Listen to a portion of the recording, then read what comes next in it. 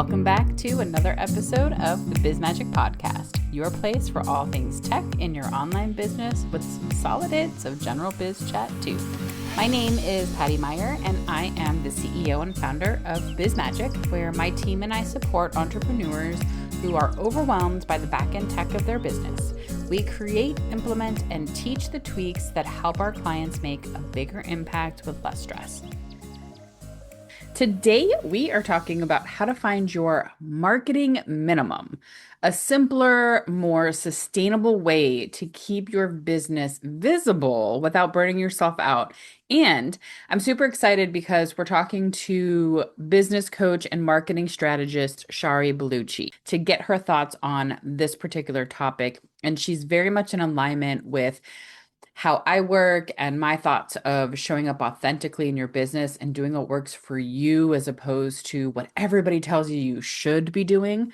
So I want to tell you a little bit more about her before we dive in. Shari Balouchi is a business coach, marketing strategist, and unapologetic whole ass human. She brings over a decade of professional marketing experience leading strategy for universities, global nonprofits, and impact-driven brands, alongside 6 years of coaching entrepreneurs one-on-one, from solo consultants to seven-figure CEOs. She blends deep expertise with lived experience to help people build businesses that actually work for their lives. As a multiracial woman navigating chronic illness, her whole ass human approach is equal parts data, lived experience, and cultural nuance.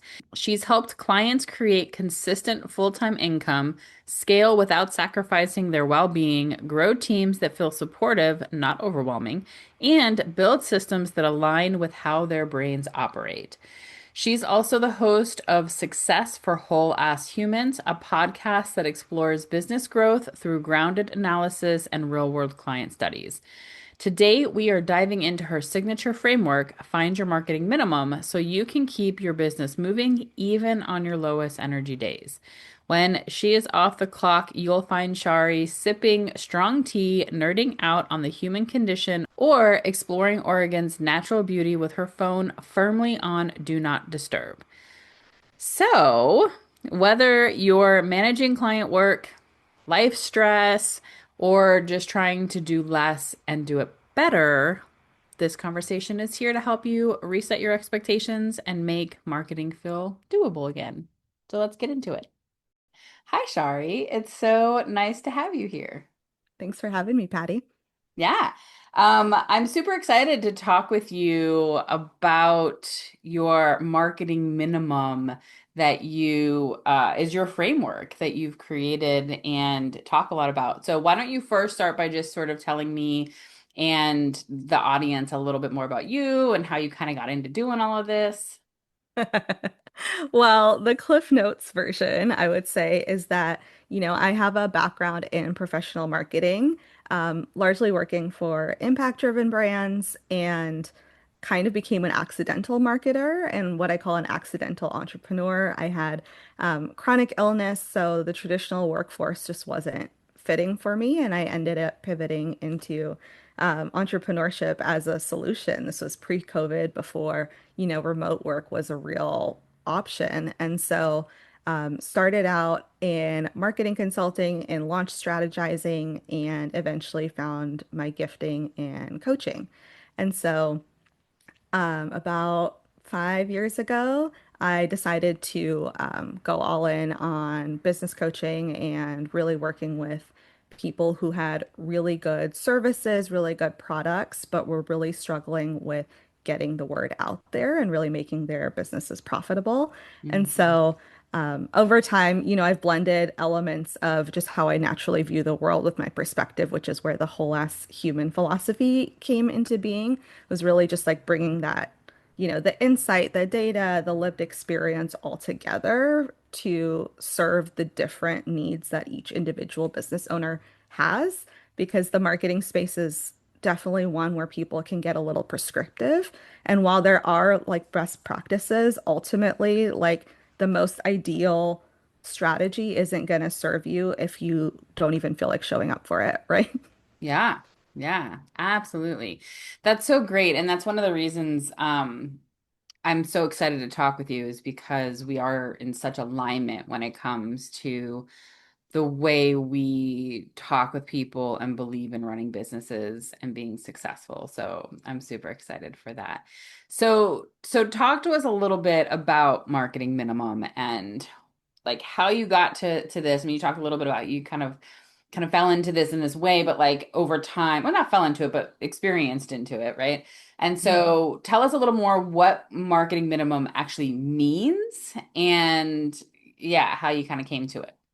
So I solidified this framework in the past year formally as finding your marketing minimum. And it's really the amalgamation of a bunch of the one-on-one work that I do with clients. I always say I'm more coach than teacher, right? But as someone who has to market their business, you often have to put together something that is marketable, something that can be taught or educated on social, on podcasts, right? Yeah.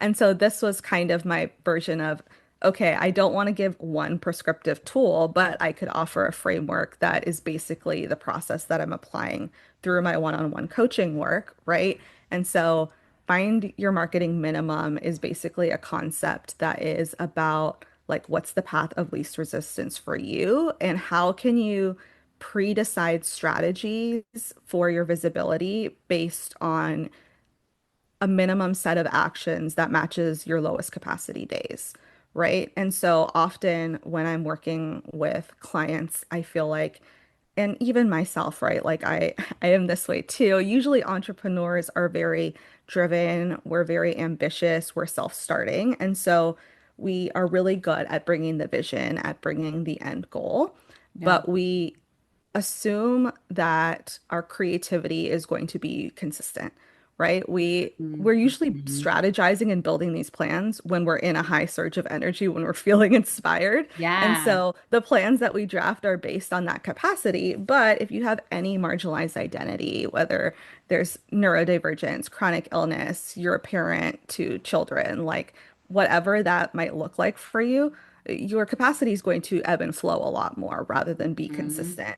And so having a strategy that is low lift enough that you can make those decisions in advance solves so many problems that come up, whether it's like mental issues that come up around like feeling guilty and shameful for not executing on your strategy, whether it's like practical, issues that come up with like I just don't have the time because client work is really high this week. And so I Yeah. don't have a lot of energy to pour into like being creative with my marketing, right? This really like solves for a lot of those problems. And I think it's just a useful way to look at your marketing because you can always go above a minimum. That's the beautiful thing, right? It's the path of least resistance, but you can always expand beyond that when you have more. Mm, that's a great point because when I was first kind of looking at it, I'm like, oh, okay, so I'm picturing sort of marketing minimum as like, all right, so you just kind of go as bare bones as you possibly can, and that's your strategy. But what you're saying is it's creating this strategy. So like, okay, let's assume you're always at this kind of lowest level of energy or have other things going on or something. I mean, the other part is, right, the world being what it is in moments, that is distracting and makes it hard to be Mhm. creative. There's a lot happening there, and who knows what can happen in your life acutely, right? Like, so to be prepared for those sorts of things Mhm. as well.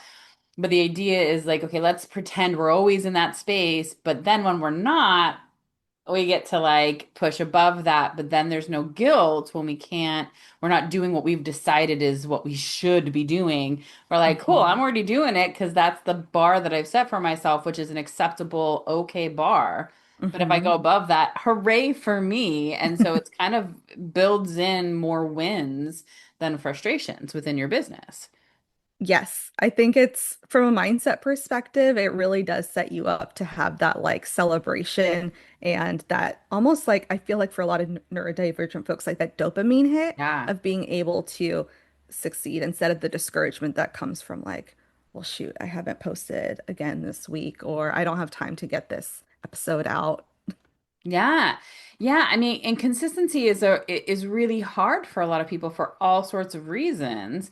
And again, like everything that you've mentioned and so having something that you already have in there because I know like a lot of times what I'll do, so I'm a great example of this, and like I am all ears for this because I am somebody who, when it comes to social media and thinking about putting stuff out there, I just shut down. Like put me on Facebook to connect with my people and like my community, I'm all for it. And I'm in groups, I'm with my friend, like, but like make me go on Instagram to show up for my business and I just that's the end of it. And I there's just something about that that's really hard. So when I find like for right now, my minimum is posting and promoting this podcast. That's what I am able to do is put out Mhm. posts for this podcast regularly. And that's where I'm at right now. And then if I get able to do something else, like, I mean, that's sort of what we're talking about, right? Is like me saying, cool, that's where I'm at because I just don't have it in me or it just shuts me down. Absolutely. And I think something that we're not always explicit about is, that start stop cycle that happens with so much of our marketing isn't like a personal individual failing, right? It's often exactly what you're talking about, especially if you are like a done for you provider. Your client work has to be your priority, right? Yeah. That's your service delivery, that's your source of revenue. So when client work ramps up, naturally what a lot of people do is they don't have space for marketing because they built it based on the lower client seasons. So Right. the marketing goes down, but once those clients are done with their, package or if they're complete with the service, then you need to go do lead gen again and you have no source of past marketing or leads to draw from. And Yeah. so that cycle can be really stressful. I mean, the ebbs and flows of income as an entrepreneur is already stressful for a Yeah. lot of people, right? That switch from like consistent monthly or biweekly paychecks to Hmm. cyclical revenue that depends on your energy and output. And so Yeah. I think the other benefit of having that marketing minimum is what drives that result in your business and you can do it more consistently because you are not trying to reinvent the wheel on your strategy, and you also are able to do it even when you're maxed out, even when you do have a fuller client load. Yeah. You're not just like closing off the tap of your marketing because that's literally what's going to sustain your business. Even if you are in a great word of mouth referral period, at some point, if you have a long-term business, Yep. you're going to need to go beyond that. And it just really sucks to be in that tight spot between panic focus on clients, panic focus on marketing, and switching back and forth between the two. Yeah. So, can you give me sort of an example then from like some of your experiences of like, so what is an example of marketing minimum and um yeah, just how can we visualize what this might look like and how it might focus? Because in my head too, I kind of am like, okay, do I batch? Like, but we're not talking about the same thing as batching. We're talking Mhm. about daily activities, right? That are to show up. Yeah. So, okay, this is the part where it's going to be annoying, and I'm going to have a little bit of a coachy response, but I promise we'll No, get please. practical too. Yeah. So it can look a lot of different ways based on what's most useful for your brain and in your business and how you work within systems. Um, I think for some people, having a version that has like a low capacity, medium capacity, high capacity tier version of their strategy can be really helpful because it's almost like having a menu of pre-decided activities that you know are aligned with the goals in your business and the strategy, and you can pick from that list. Right. Another way that you could kind of do it is to, like you said, like have an overarching goal. Maybe it's like weekly, but then having daily actions that support that, that have different levels of capacity requirements. So, I have an example here from a recent presentation that I gave that might help ground it. But for example, if you have like a goal in your business that is lead gen, right? You want to be able to more consistently generate leads in your business, and you've chosen as your marketing strategy that you know works for that is collaborations and PR, right? So that might be guest podcasting, it could mean writing and submitting guest articles, whatever that looks like for you. And so you might then break it down further into what is the action. And so you could say apply for guest speaking opportunities, like pitching Mm. yourself to podcasts or summits or events. And then you could break those actions down by high capacity. So high capacity might look like attending a networking event, right? Medium capacity might look like sending a collaboration pitch email each week. Low capacity might be sending a follow-up email to a recent connection or coffee chat. So someone that you already connected with.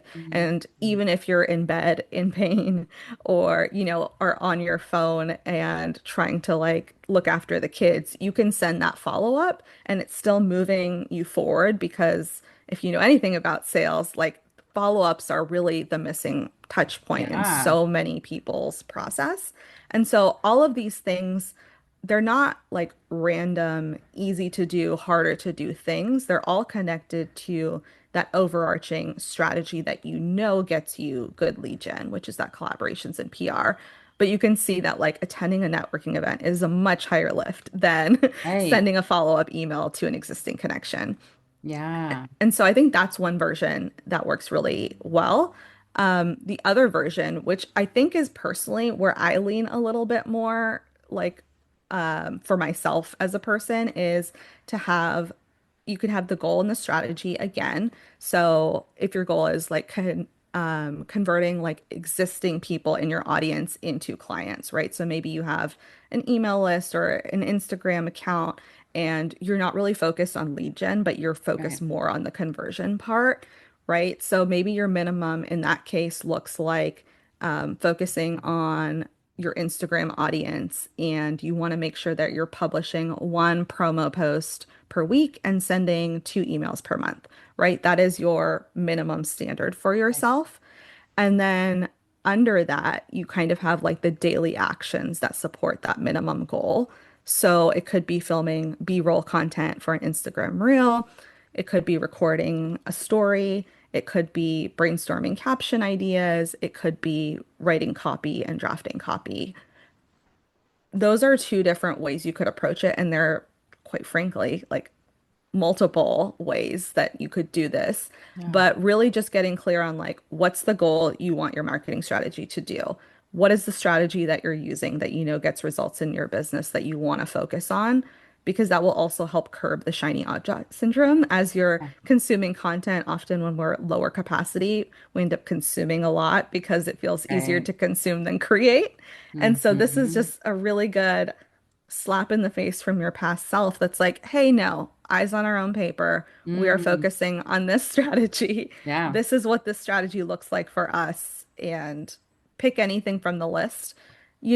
I feel like it's really easy to do. Like most of us can do anything for 5 minutes. It's the idea of the big task that feels daunting, right? Like, oh, I have to send an email out to my list or I have to post, twice this week. But it's like, 30 seconds, let me film some B-roll. Or I'm in the car, I listen to a podcast, I just had some inspiration, let me record a story. Like those things are a lot more bite-sized and again, give you that win, that momentum that helps you get out of that start-stop cycle that happens when our capacity fluctuates. Yeah, that's what's really great about this and the idea of which kind of it's very helpful for me in thinking about because that is a bit of how that feels for me when I shut down as it's like, oh, okay, I have to create all this content and I have to be creative and I have to come up with ideas and I have to because I've been working with my content manager who's bonkers amazing. And I'm scaling back with her a little bit to save on some money to do some stuff myself. And so what do I do is nothing because I'm like, well, I can't Yes. do anything near as great as she does. And so it's like, how can I stop and bring these down to bite-sized pieces? And I love the bite-sized piece idea because that is a great point is we can do anything for 5 minutes. And what is one piece of this that I can do right now that gets me a step closer to where I need to be so that I don't feel crappy about myself because I didn't do anything and I'm not doing anything and nothing's moving.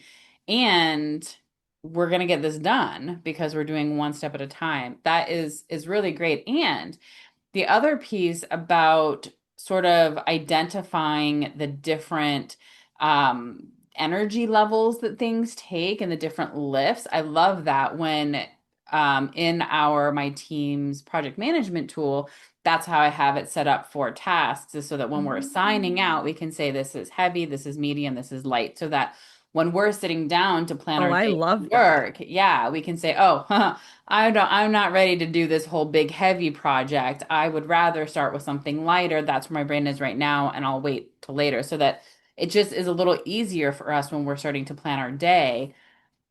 Can Oh, I steal that? Can I? hell yes, of course. I feel like my team would be obsessed with that. Yeah, I've it's seen high, medium, low priority, but I right. haven't seen high, medium, low lift. I Yeah. love this. Yeah, I love it so much because it's very helpful for myself because I work really well in those bite-sized pieces. I have to literally, and I say this, I've said this so many times on my podcast, is like I use all of the project management tools and stuff, but at the end of the day, I literally have a text doc that I just use to put what I have to do right Same, now today. Like, same, because it's yeah, too overwhelming. it's too overwhelming. It's good to have a brain dump place, but you can't, no, It's I too can't work much. from that. Especially when you're running a whole business and you have all these moving parts and stuff. So Or literally I running have other people's businesses yeah, like yes, you are. exactly. Yeah. And so that's I have like literally it's a text doc. It says today, this week, sometime. And then every day I'm like, okay, what goes into today? And then, okay, that goes to today. And then click, click, click, done. I've done today. And that is how I function. Like, so I resonate a lot with your bite-sized pieces idea that goes along with this. So, what are some common myths about marketing that you love helping people unlearn in your work? Well, this probably won't come as a surprise given our conversation, but I think the whole concept of consistency, I won't get like too deep into my thoughts on like the origin of that, but I do feel like it's a very like colonial capitalist centric thought and framework, and the way we apply that in online business is very much like we are humans with consistent energy who can again, like show up the same every day. Right. Not only is that not true for the majority of women, because we often operate on a more cyclical 30-day period as Yeah. opposed to a 24-hour cycle. Hmm. It's also just not very friendly to people who don't have the privilege of buying that consistency, right? Right. Like a lot of the people who preach consistency have either worked their asses off and burned themselves out to achieve that consistency early on in their business and then been able to scale out of it, or they have so much support that they can be consistent in certain areas because there is that energy is still being made up. It's just not being made up by them. And so a lot of that context is missing when we talk about consistency. So when we're talking about like smaller teams or even solopreneurs, right? I think consistency needs to be more about like being in the effort of something consistently Mm, versus like the increment being the same from week to week, right? yeah. I think one of the shifts that I made for myself when I started my business and was in the first like couple of years was that change from like goal to intention, because for me, goal felt very rigid. It felt like something you could hit or not hit Yeah. versus an intention was something you could hold and keep. And because there wasn't that like immediate win or lose, it was easier to stay motivated and realigned to it, right? And so I think same thing can happen with your consistency is like consistency is not the gold standard in my opinion. It's Yeah. more about like you said, like either batching if you need to, or like I was laying out like working with higher and lower quality versions of the same task. It's more about, I would say, like the touch points over time than looking the same from day to day or week to week, right? And Right. it's building that momentum because one post does not make or break your It business doesn't. ultimately. Neither does seven, by the Right. way. Like, but when we kind of get in that place where we've missed a Mm, couple of things, we feel so guilty. We start, shitting on ourselves. We really mhm. start to get in our heads, and that is what stalls and keeps us from getting back in the game, right? And Yeah. so I think there's just consistency in my book is not the key to success with marketing. And you don't have to put in consistent effort to get consistent marketing. I do think there's value in being consistent in your marketing, Right. but that doesn't have to mean showing up every day. And it doesn't mean that you have to be consistent. You can batch 4 podcast episodes, they can still drip out weekly. And it's consistent in the terms of the touch point your audience is being nurtured, but Yeah. you don't have to have consistent energy to put that. So I think there's a lot of nuance missing from those like quotable consistency is the key to success tips that are just pervasive. And even if we ultimately know that that's not realistic, it's like we've all internalized it to some degree, where if we have an ebb or a flow, we're pretty hard on ourselves. Yeah. Yeah, I really like the perspective of looking at it from like looking at consistency differently. And I think that, I mean, that's something I've talked about a little bit too before is like you show up how whatever showing up is for you in the moment, whether that is just replying to an email or sitting down and batching 4 podcast episodes, right? Tomorrow I have scheduled, I'm going to sit and batch 3 or 4 episodes. That's how I function best. And that's just the recording. And then I have time when I have that creative energy, or for me, sometimes when my energy isn't as creative and I need more tedious, that's when I sit and edit because I can just sit and listen and I don't have to Hmm. think as much, but I get so I have those tasks ready for where am I and how do I feel right now in this moment. Oh, okay, I am not trying to write something right now, but I can sit and listen to me talk and edit me, right? That's something that I Yeah. can do, and that's something that's huge visibility for me with my podcast and that moves me Hmm. forward. So I really love looking at consistency in a different way and reframing it because I think that's really powerful, which leads me to this other thing that kind of popped out the idea of like when we feel like we've fallen behind sometimes it's hard for us to then be like, oh, okay, to show back up. And this example that I actually don't think I've ever really talked about is when I was younger, I had a problem with cutting school Hmm. a lot. And Hmm. it is not something I'm proud of, but it's where I was at and whatever. But it was like to the point where I almost didn't graduate and all this stuff. But I say this Hmm. because what would happen is that I would miss a couple classes and then I'd go, oh shit, I'm behind. And the thought of going back to class while I'm already behind on homework and classwork gave me such anxiety that it made me Hmm. not want to go. And so I'd keep cutting and I'd keep cutting and it just was this cycle that kept happening.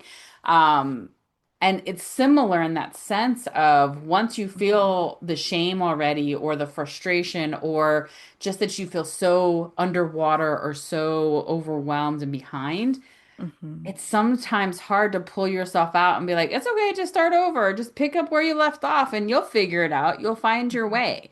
And that's, I Hmm. think, the beauty of having your own business in this way is it's like you're the one that gets to be like, fuck it, I'm gonna try again.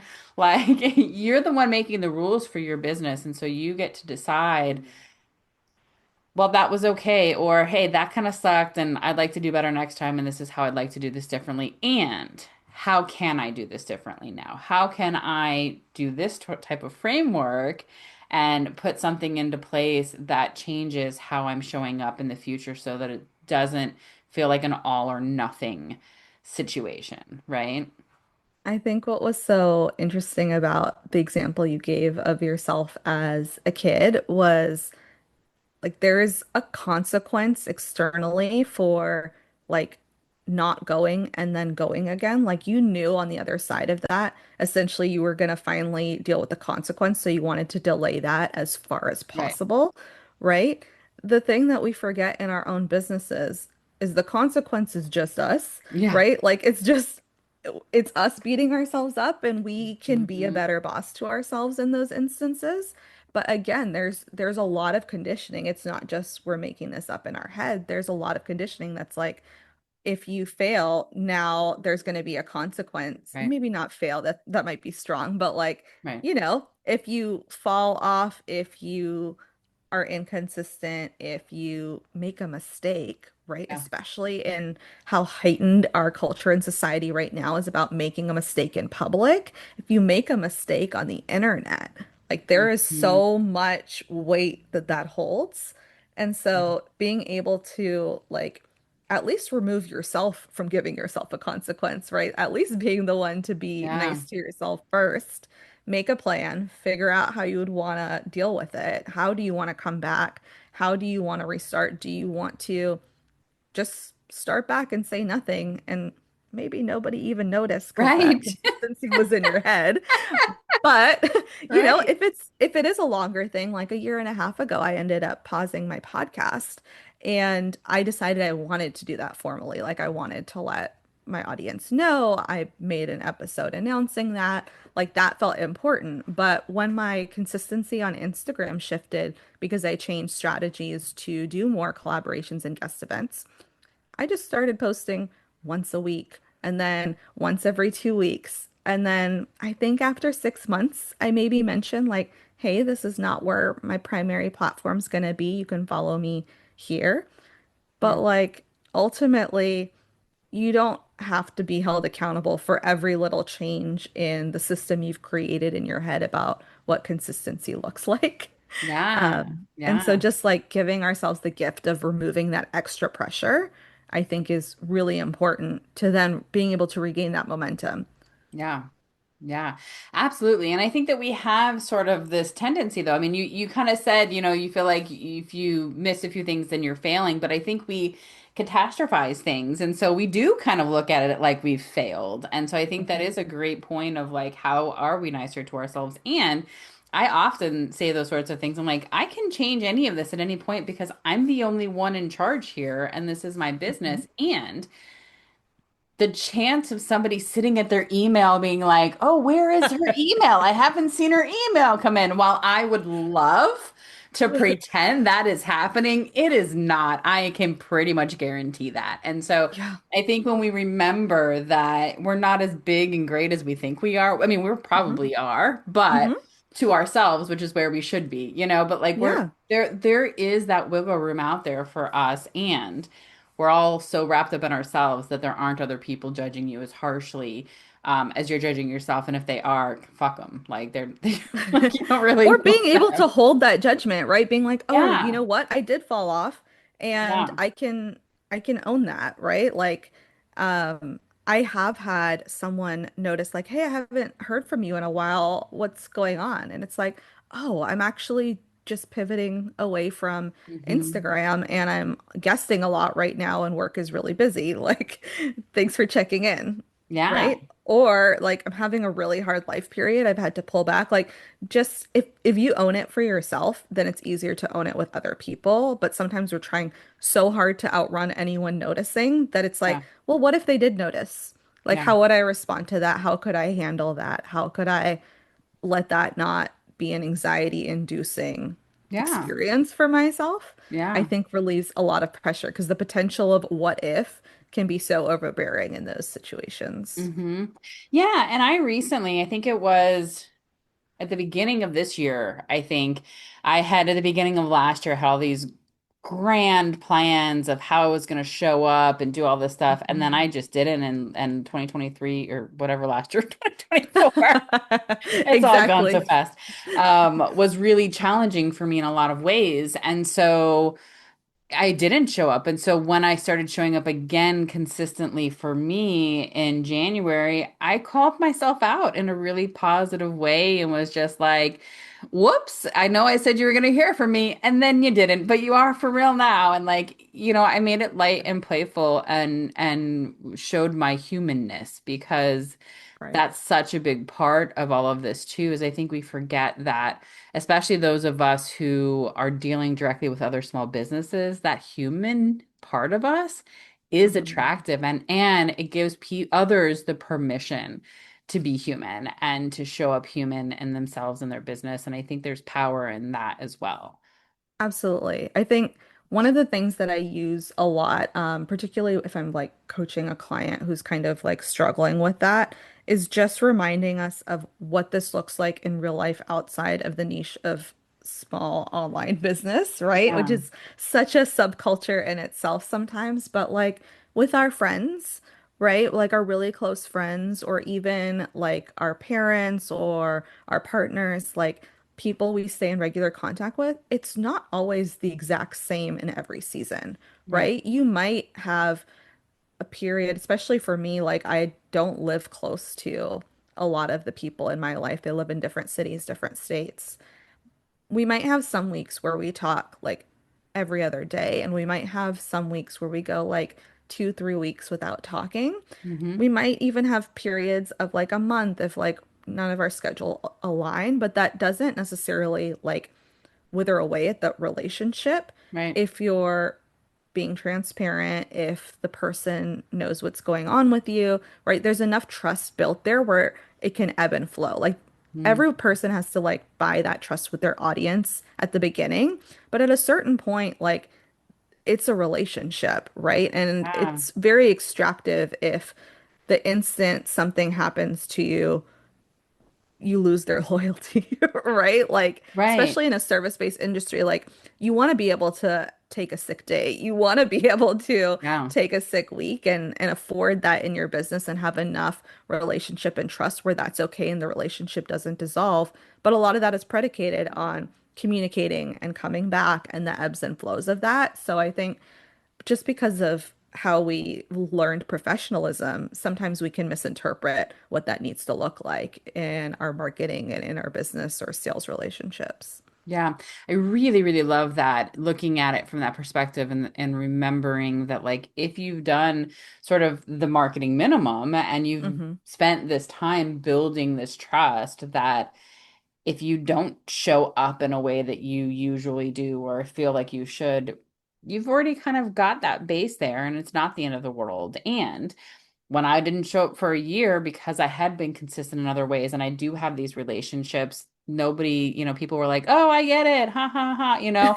And there wasn't any weirdness and there wasn't any, because that was the relationship I've spent, 7 years at that point building. So, Hmm. it really, I think that's a great perspective also, and a great point to make, is to look at it from that trust side of it. So one of the things that I see a lot when I work with people is avoidance behavior, right? Hmm. So when I think about marketing minimalism in this way, how can you tell the difference between being in that place where you're really doing the minimum with marketing and honoring yourself and your energies versus like sneakily getting yourself out of, like, not pushing yourself, right? And saying, Hmm. well, I mean, my energy is this way and I don't have to do this. And like, you know what I mean? How Hmm. do you catch yourself and call yourself out in those moments?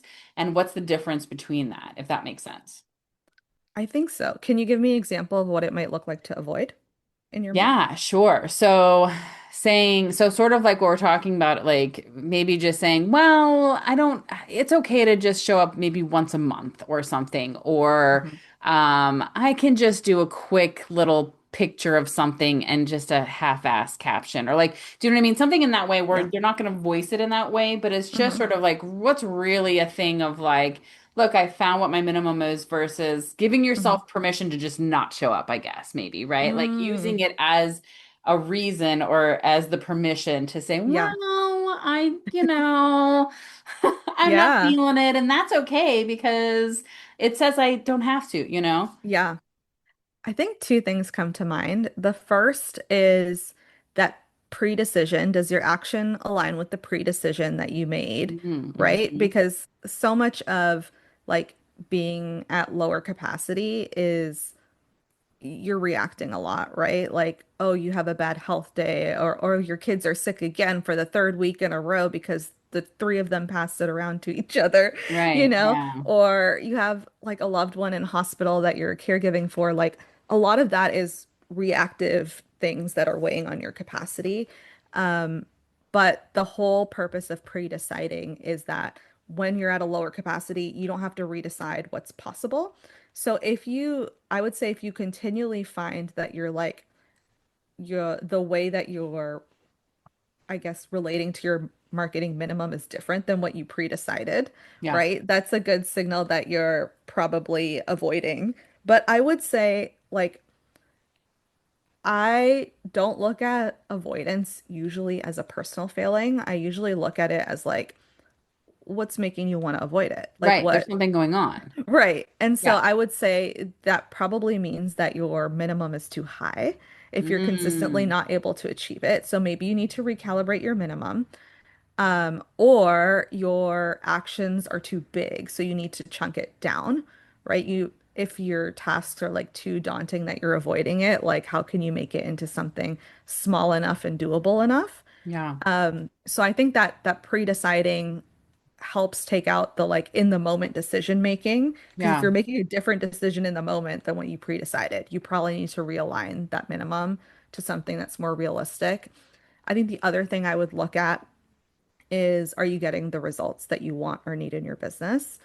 Right. And so Right. if you're continually, let's say, like at your, when we did those three tiers of the high capacity, medium capacity, low capacity, if Yeah. you're consistently operating in your low capacity and find yourself going maybe like 2 months without ever doing that high capacity one, we had the example of like following up with people you cultivated a relationship with or coffee chat versus like attending a networking event.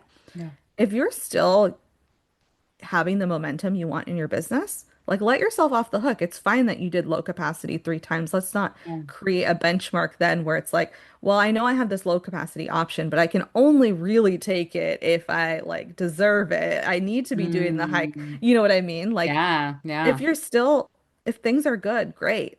If they're not, right? If you're like, oh, I'm consistently opting out of the lowest option and I'm not getting the results, that's where you need to be like, am I okay with that trade-off? Am I okay with letting this go and getting worse results? Or I need to own the fact that like my actions are having an impact on my results. Let me recalibrate. And I Yeah. feel like we're motivated when we see the purpose of why we're doing things versus like just doing them to do them. Yeah. So if we can understand the connection and the consequences of our actions, then we can just choose better, right? Right. We can choose like, you know what? That extra client a month isn't worth it to me to be sending that extra email a month. Mm.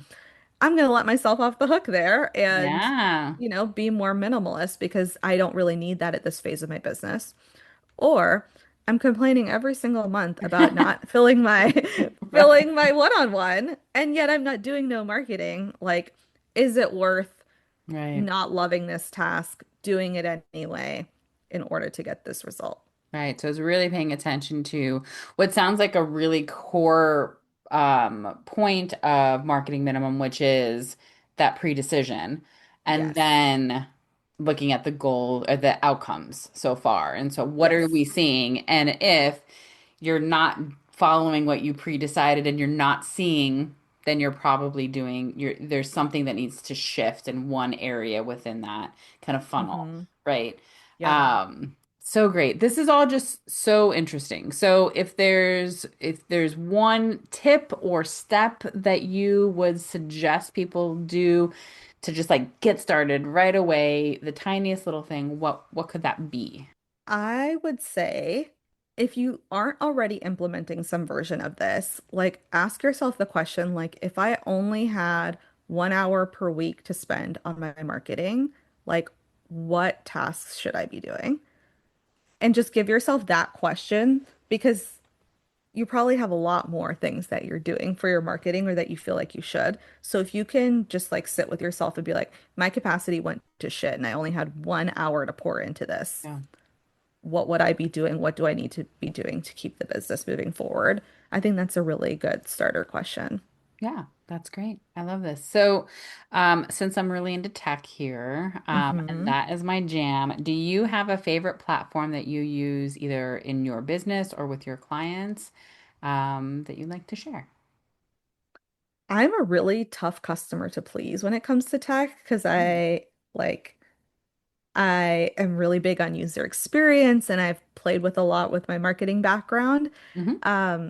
So it's tough to please me, but one one tool that I really have been loving and leaning on a lot lately um, is Descript. I think Mm, that's yeah, especially for like long form businesses, right? Where you have to play the short form content game, being yeah, able to take something longer like a podcast episode or a live stream and be able to chunk that down into short form. And again, having the text editor that you can do, having Hmm. some of the built-in AI and sound enhancing capabilities. If something went wrong, instead of having to completely re-record something, you can just like write in the word and use a little magic. I Hmm. think I think Descript is a pretty amazing tool that's come along and is really helpful for like getting more leverage out of your marketing. Yeah, I love Descript. I use it regularly for my podcast. I'll pop my podcast in and get the transcript and use the clips feature to get a few like choice audio clips that I can use for social. It's brilliant. I just love it so much. It's so great. So good choice. I support that. Um, this has been just super helpful and informative, and I love this so much. If anybody would like to work with you or find you, how do they do that? Everything is available through my website. So it's sharibalouchi.com, ShariBalouchi.com. I've got a podcast, which I mentioned that I paused, and I am bringing that back at the end of summer. So it's called Success for Whole Ass Humans. You can find me there if you're into podcasts. And I also have a free email series called The Marketing Minimum, where I talk a lot more about these kinds of concepts. It's a mixture of like mental shifts that I'm making, mental shifts I'm sharing with clients, sometimes even like little tips. Like I had this really cool AI rabbit hole I went down the other day and came up with some really like helpful, meaty prompts. And so I shared that with Mm. our list. Sometimes I'll share case studies. So it's just a really good place to like be in the space if you're like wanting to immerse yourself in embracing more of that minimalism approach. It's just a good place to like be in that ideation, get inspiration, be encouraged on that path because if you're consuming content, it will take you off that path in a second. And so, Yeah. yeah, everything through my website. Awesome. And I will have it all in the show notes as well. So thank you so much, Shari. I really appreciate you coming. Thanks, Patty. I appreciate you just being willing to share your story too. Yeah. Thank you for listening to another episode of the Biz Magic Podcast. Like most small businesses and podcasts, we rely heavily on word of mouth. So if you like what you heard today or in any episode, please share with your friends and colleagues and rate, subscribe, and comment on your favorite podcast platform. Till next time, cheers to your magical biz success.